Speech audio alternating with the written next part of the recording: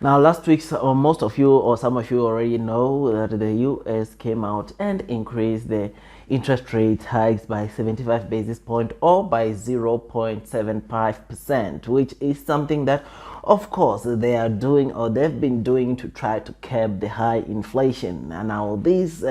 of course, increase in the interest rate hikes is something that, of course,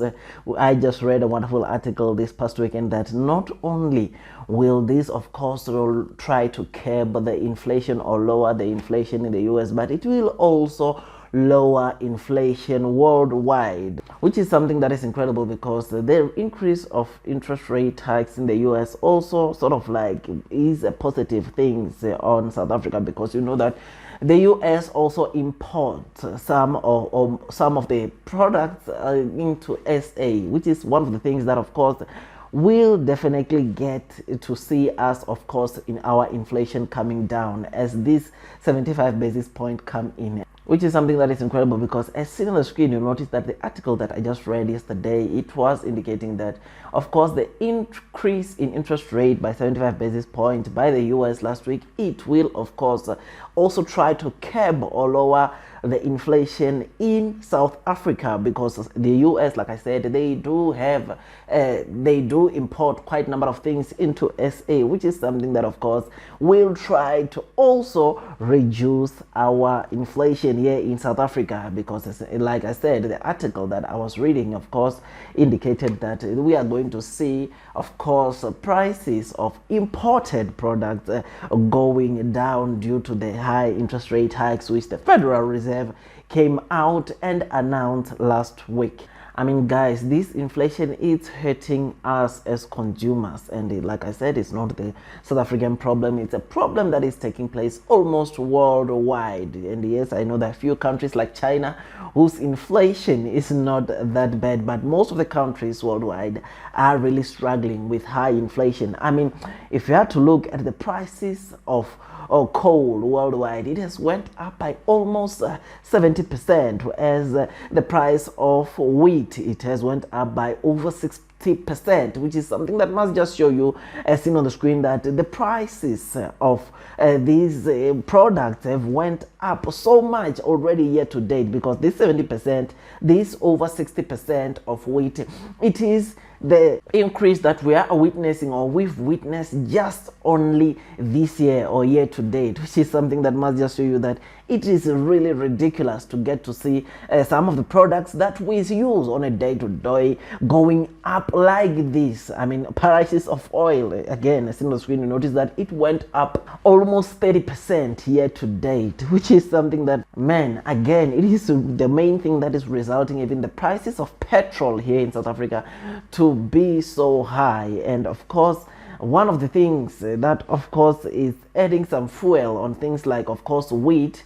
is, of course, the Russia-Ukraine war, which is something that, of course, you know that by now that Russia and Ukraine, in terms of wheat, they are contributing a quite number of percentage of a really high percentage in terms of their contribution in wheat or in producing wheat, which is something that, of course, getting to know that there's conflict there, it is one of the things that is adding some fuel on inflation worldwide. Same goes to the oil. The reason, or one of the main reasons that is worsening things, is that Russia and Ukraine tensions, which again, it is seriously making the prices of oil to rise so sharply. But one thing for sure that I always been telling you guys is that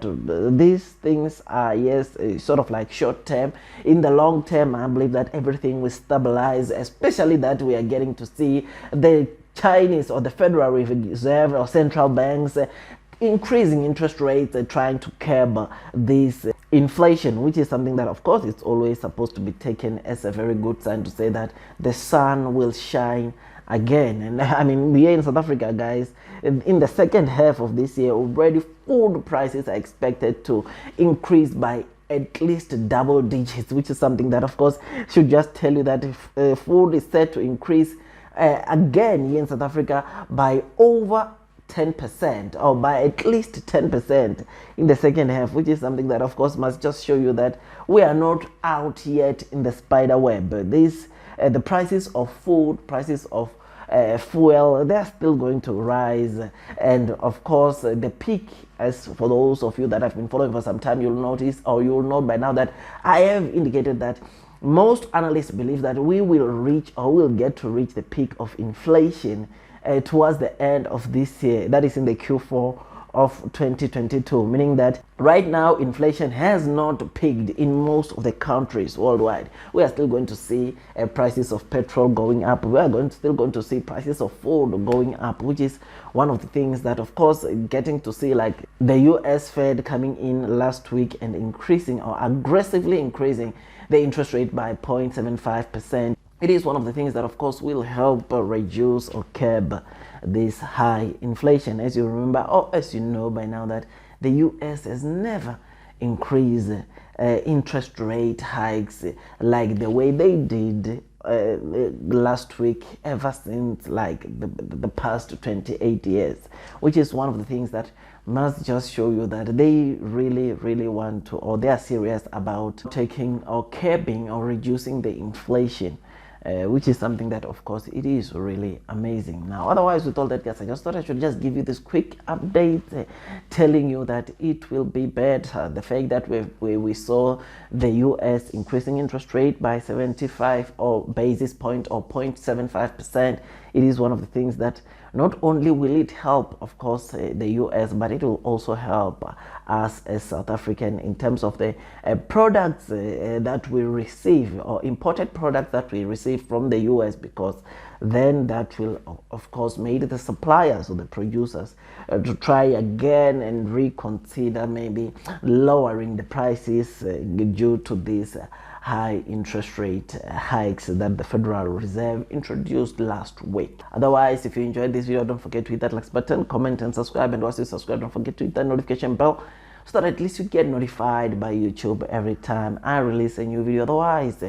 with all that, please do make sure that you do your own due diligence before you invest or put your money in the stock market, so that at least you can be comfortable. Otherwise, as for me, I'm seeing my portfolio improving or getting better and better in terms of losses, due to the fact that you will know by now that most of my money is into Chinese stocks, which is why I've been seeing some, of course, improvement on my portfolio or stock market portfolio, because most of you that have been following me for some time, you already know that my favorite stock, which is NIO, it is the stock that is seriously dominating my stock market portfolio, and that stock has been recovering quite well. And ladies and gents, even this morning in the Hong Kong Stock Exchange, Singapore Stock Exchange, the stock has been trading up 10%, which is something that, of course, it has to be taken as a very good thing, which is going to make my portfolio, of course, to also recover much better. Otherwise, with all that, guys, I make tons and tons of stock market investing videos. Like I said, if you enjoyed this video, please consider hitting that like button,